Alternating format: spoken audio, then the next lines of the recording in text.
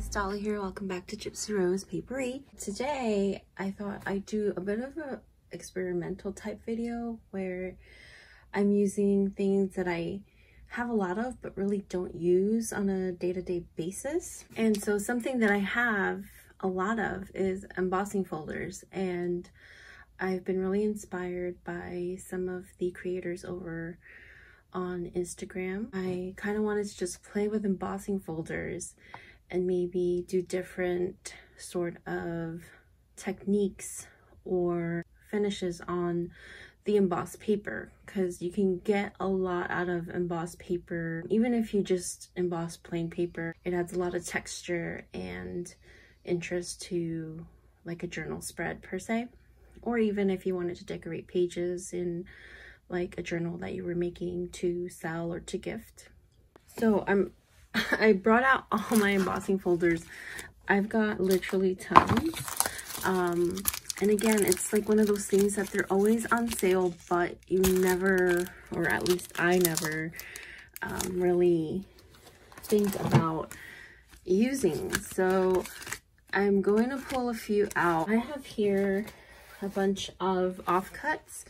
So these were offcuts from planner pages. So my planner is like an A5 size, and so this was the residual paper, and it's really good quality paper, and I just couldn't bring myself to trash it. I usually just leave them just to use as like scratch pads, but I figured I could probably find a more interesting way of using this. And then I figured that, you know, I have a lot of scraps. I'm taking out my handy dandy scrap file here, or scrap box, and I managed to get this organized, and I thought it would be really super interesting if I sort of emboss some of these, because these have white backs, so I could probably emboss it and then the white back could be embossed, and then I could do different finishes on that. So we'll try an assortment of different papers. Obviously, if you don't have an embossing machine, my suggestion, I have seen some like craft hacks on YouTube. If you just look up DIY embossing, it usually requires just, again, the embossing folder and then something heavy to kind of run on top, maybe like a metal rolling pin, or maybe you could put like a thick wood block or cement block on top of it, because as long as you have pressure, the folder itself does all the work for you. Because basically what it does, it's like raised on both sides in a pattern that matches the other side, and it kind of clicks into place. And so if you have that weight to pinch the paper into this pattern, then you can emboss. But for now, I'm just going to go ahead and use my Sizzix embosser. It's an old model. I got it like 3 years ago, and now they have like the fancy automatic ones that you press a button and you don't have to do the whole grindy. I think that's part of the reason why I don't emboss that much, because this is the grindy one, and it makes my arm hurt so bad. After you do, you know, a few of them, your arm starts to hurt really bad. And I actually got tennis elbow once when I did a journal that had like heavy embossing in it, and my arm was dead by the end of that journal. So something to keep in mind. Maybe you want to just do a few pieces, you know, day to day to kind of catch up on your scrap pile if this is something that you're interested in, and maybe not just do like a million papers in one day like I did. But I'm gonna pull out some papers, then I'm going to kind of show you what the process looks like as far as embossing with the machine, and then I will cut to just all the papers that I emboss in the different patterns, so that way this video isn't super long, you're not super bored, and you don't get tired of hearing me speak. So I will see you on the flip side. I'm gonna start with the plain paper and, you know, work my way over to the scrap paper. But I just wanted to show you one time, like if you weren't sure, if you have an embossing machine and you're not sure how to use it, it's pretty straightforward. So with the Sizzix, it's meant for Sizzix products, but you can use it with anything. You just have to know, like, to follow kind of along with the guidelines here. There's different tabs for different heights.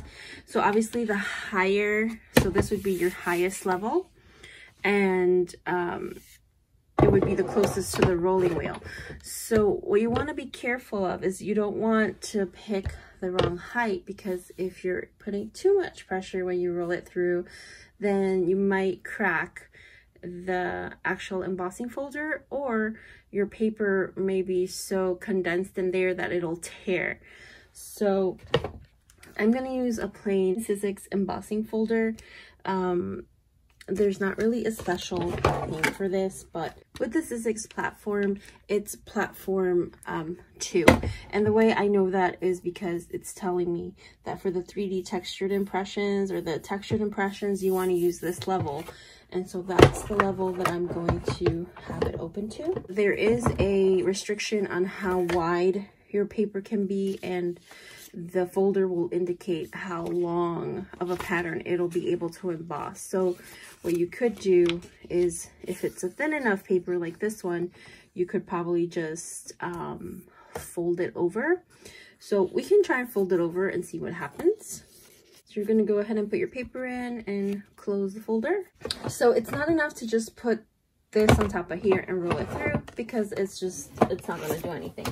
Your Sizzix will come with 2 clear plastic things. As you can see, mine are very, very well used. You're going to put the embossing folder sort of as a sandwich. So clear shield, embossing folder with your paper, clear shield. And you're going to put this on your second layer, or sorry, your first layer, because that's what it told you was the right layer for this folder. And then, if mine are a little curved, but yours would probably just slide in real perfect like that. But if they didn't, you just guide them. Once you have it into a point where you can't push it past anymore, that's when you want to sort of start kind of moving it and guiding it. But at the same time, you want to start cranking. And so I'm going to go ahead and pull this out. And as you can see, a beautiful pattern on there. And basically the folded part is just going to be a little bit, see how it kind of broke off there a little bit, but that's fine. We're going to end up painting this anyway. So we'll do one more just so that you can see. I'll use a different pattern this time, and we're going to guide it and crank it at the same time. And then once you guide it, you can kind of just crank without having to really move it through. And when you open this guy up, we have a beautiful, beautiful pattern on there. And I feel like it almost gives it the texture of like a wallpaper. You know, it almost makes the paper look thicker than it actually is. So we already have 2 beautiful pieces of embossed paper.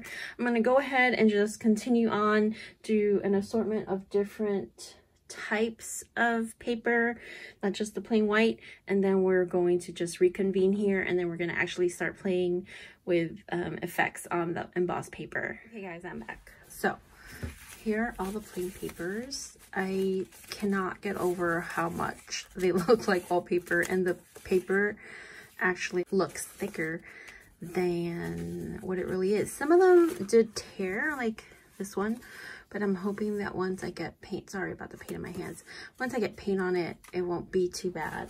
And then here is all the pattern paper. Some of it was coffee dyed, so it does have a really nice color. I might not even paint this one, but this is the other side of the paper, which is the patterned side. Really pretty. So I have some paints here because I want to start painting them, and right now I'm like in this weird place where I'm attracted to polar opposites. So I'm really loving like muted pastels, but I'm also really into bold jewel colors, specifically like blues and purples and that kind of thing. So this is all acrylic paint, nothing special there. And I'm just gonna get a nice thick brush and of course some water so that you can clean your brush. Actually, I'm gonna put my water over on this side, and I'm just gonna lay some scrap paper down so I don't get paint on my desk. And I'll probably start with the white papers and do a few of those show you what they look like when they dry, and then we can start doing some effects over it. So I'm just gonna wet my brush, and I'm gonna start with this rose pattern. It's got a little bit of breaks in there, but I thought this would look really pretty with like a muted sort of peach color.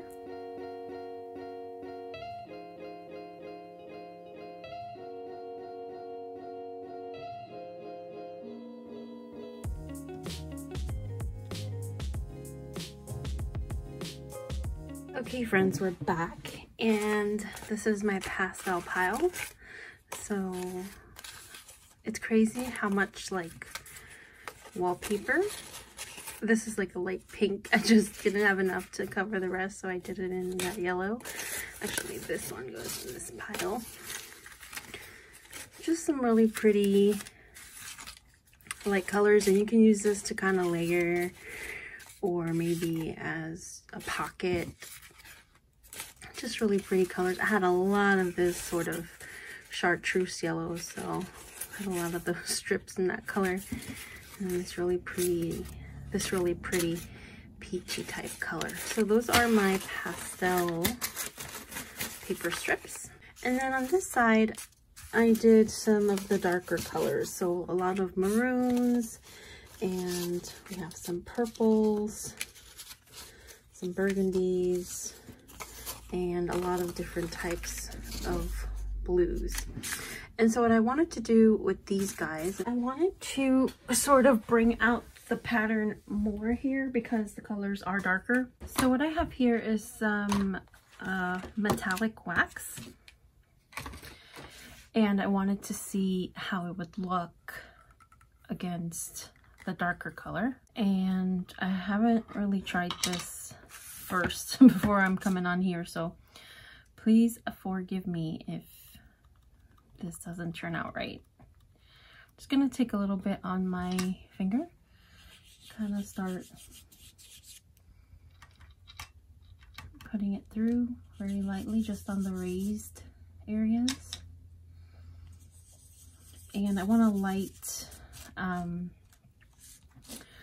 light layer, or rather a thin layer, when I'm going through, because I don't want it to go in between the grooves. You can also do the edges. And this one is like a turquoise. So let's see, just take a little bit.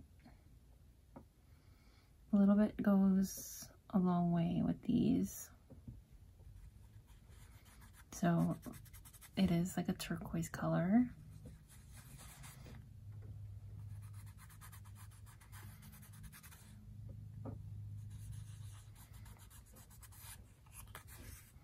It looks really pretty on this blue. So kind of like that. And let's go for the purple one here, the clocks. And this one I have a purple one, purple wax, purple metallic wax rather.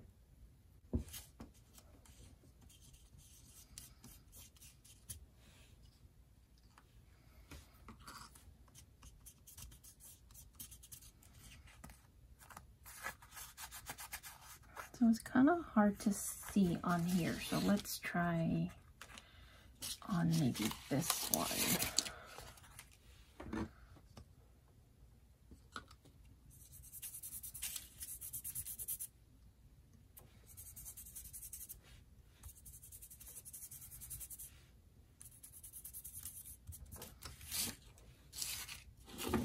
So that looks really pretty.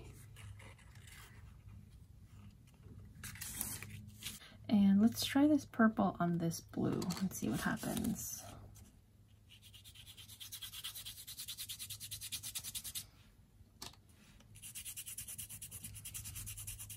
So that looks very, very pretty.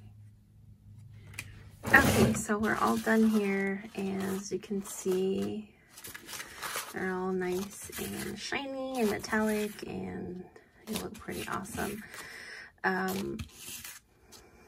Alternatively, if you're not into the whole glitter metallic type thing.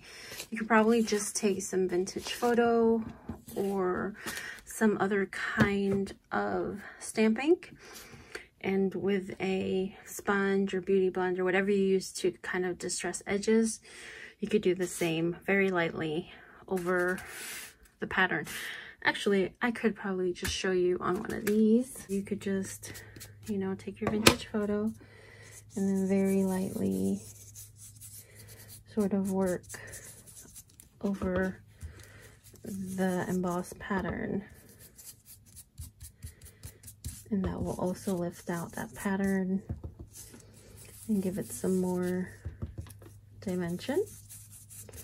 And it gives it a nice sort of, to me, it reminds me of like the Tim Holtz papers that has like all the water stains. That's the kind of effect that you would get on color with a brown sort of stamp ink. Just a very sort of grungy, worn type look. And just as a contrast, you can see the difference there. I hope this helps you guys kind of get some new ideas on what to do with blank papers. I was super inspired by, again, Jenny May June and Handmade of Stardust. Her embossing, I bought some packets off of her, and she had a lot of embossed papers in there, and they were just plain papers, and they just look so nice. And so that's why I wanted to kind of try with the embossing. And then I saw Jenny May June sort of paint hers, and that's where ideas come. And so I encourage you to go and find inspiration. There's a lot of it out there if you're feeling stuck. And right now, this is all I can kind of get my mind to focus on, is just small little tasks like this. And hopefully that'll build up to something bigger.